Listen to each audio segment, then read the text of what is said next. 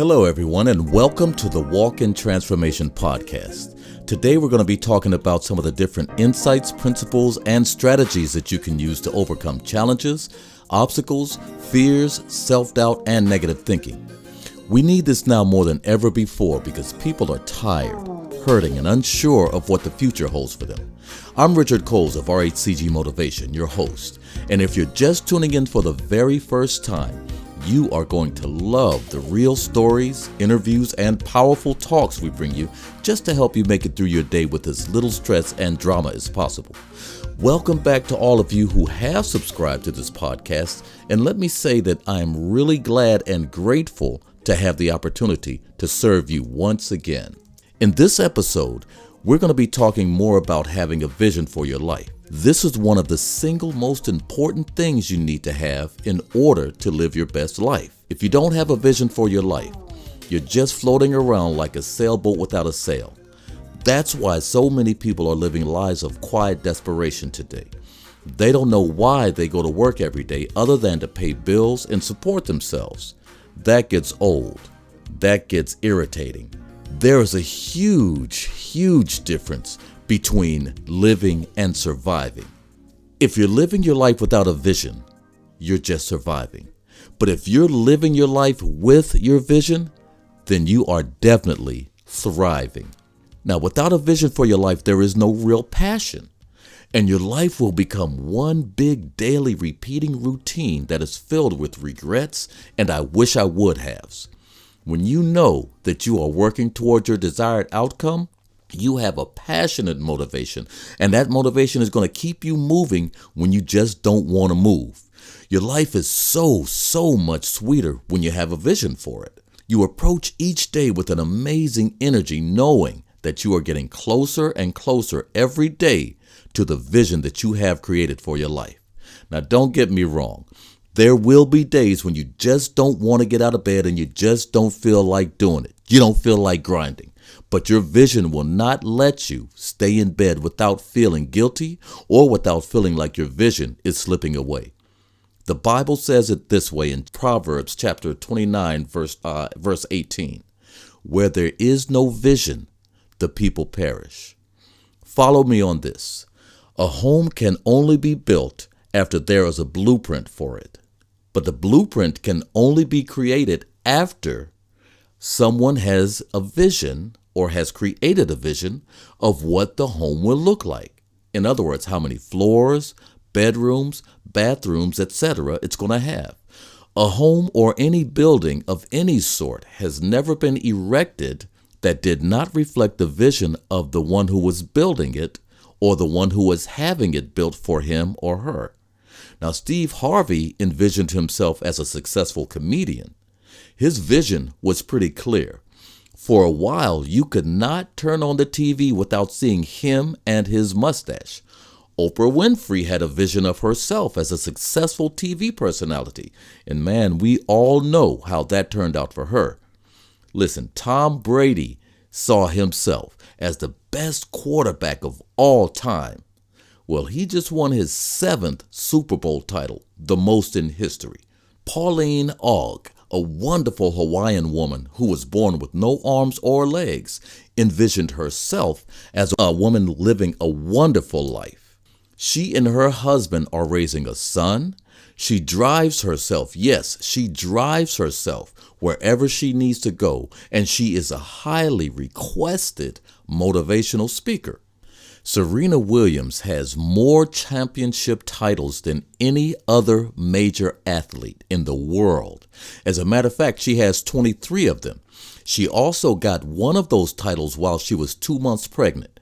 Not bad for a little brown girl living in Compton who envisioned herself as a tennis player. I could go on and on and on, but you get my drift. Without a clear vision for your life, you can survive. But a clear vision for your life gives you the power to thrive and succeed beyond your wildest dreams. What vision do you have for your life? How do you see yourself living? Where do you see yourself living? What kind of work can you see yourself doing that will leave you feeling fulfilled at the end of a day? Your job is not who you are. It is what you do, and unless you can link the work you are doing now to your vision, you will never start reaching for your greatness, even if your definition of greatness is being the best father, little league coach, doctor, or the first female NFL football player. Never underestimate the power of your vision. It's going to take you and wake you up before the alarm goes off. It will give you the energy to go that extra mile. It even has the power to overcome sadness, loneliness, anger, addictions, and even anxiety attacks. I want to take just a moment to pause and acknowledge our supporters and our sponsors. Without you, none of this would be possible, so we're very grateful for you. We'll be right back, but please don't forget to subscribe to this podcast. Welcome back, everyone. So I have a few questions for you. These are questions that most successful people have asked themselves in order to start creating the lives they are truly passionate about living. Be honest with yourself now when you're answering these questions and take a little time to really think about them. Who do you see yourself as right now? When you look in the mirror, who do you see and what do you see? Who do you see yourself as in the future? Who would you like to be? How would you like to be? Do you have a vision for your life? What do you need to be happy? What kind of people are in your circle of friends? What do people think about you?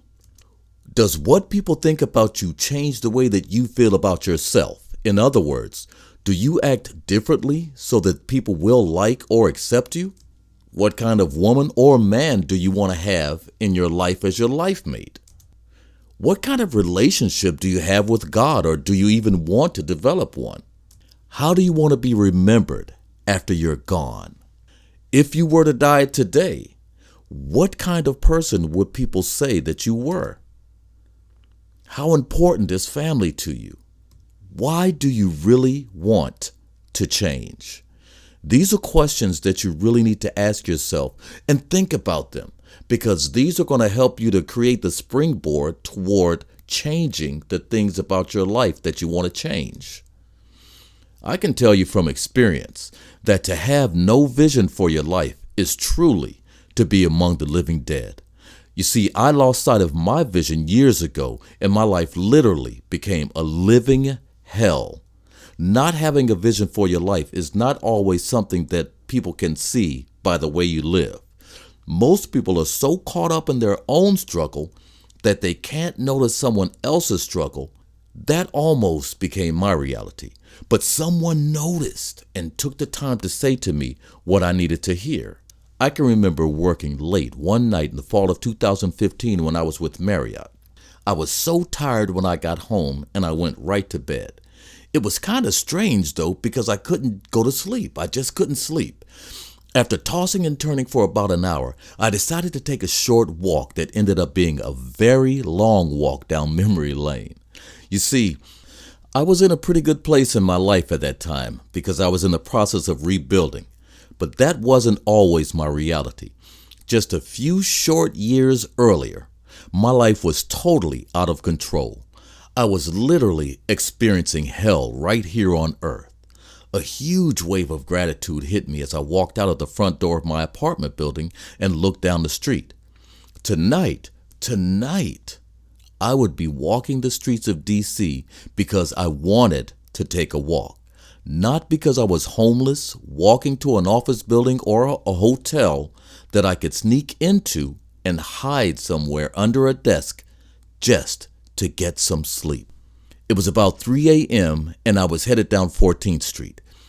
This was a change for me because I used to walk these same streets often till daybreak, long after a night of torturing my body.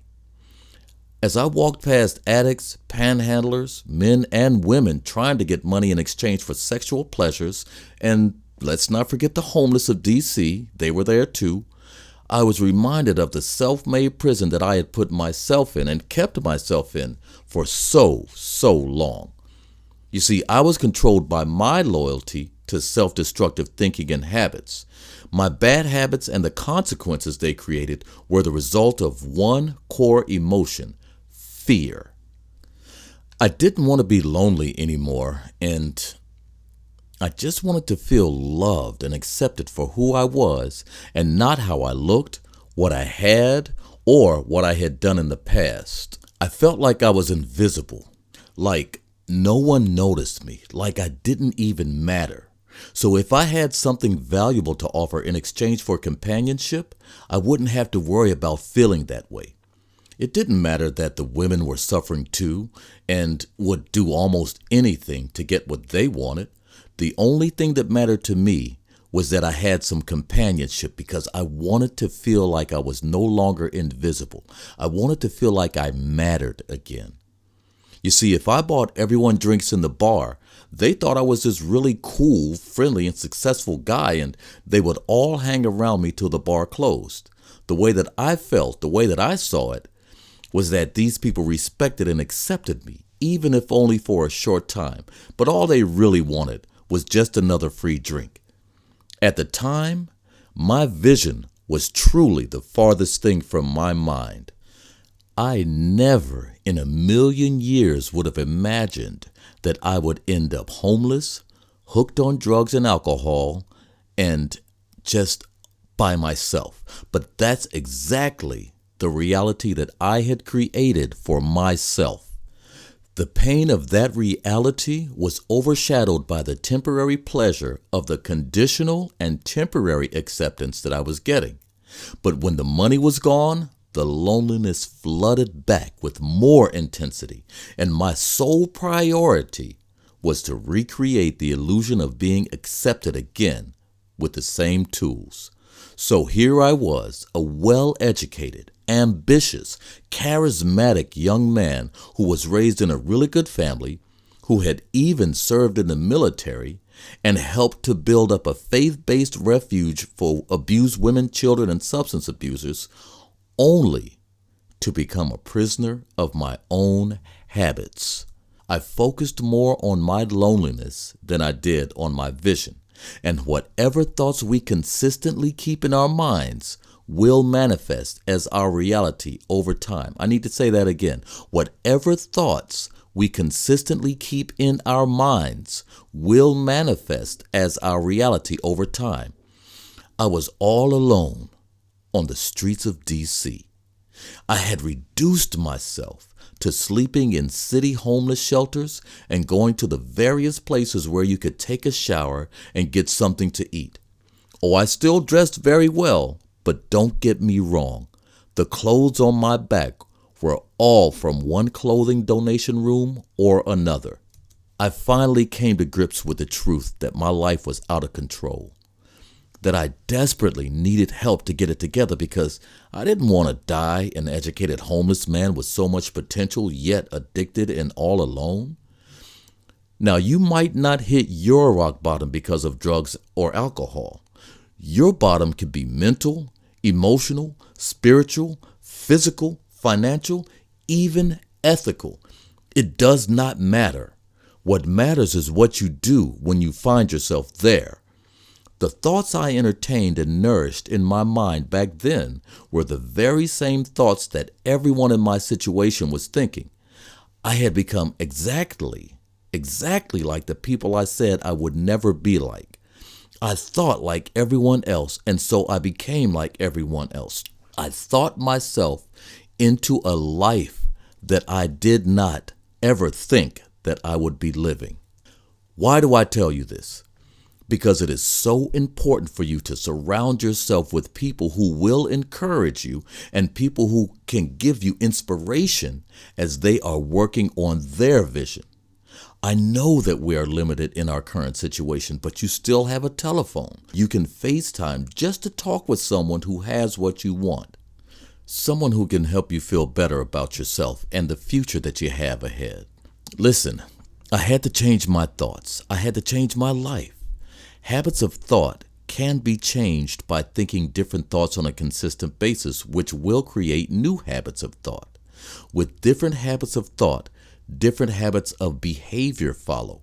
With different habits of behavior, you begin creating a different life and lifestyle for yourself. Make no mistake about it, however, You cannot change your life until you change your habits, and you cannot change your habits until you change the way you are thinking. You will have to start thinking about your vision for your life again. You will have to literally force yourself to think about the man or woman you want to become. You can decide this for yourself. Where do you want to live? How do you want to treat people? How do you treat people? Where do you live? Do you really love yourself, not the you that you think you are, but your authentic self?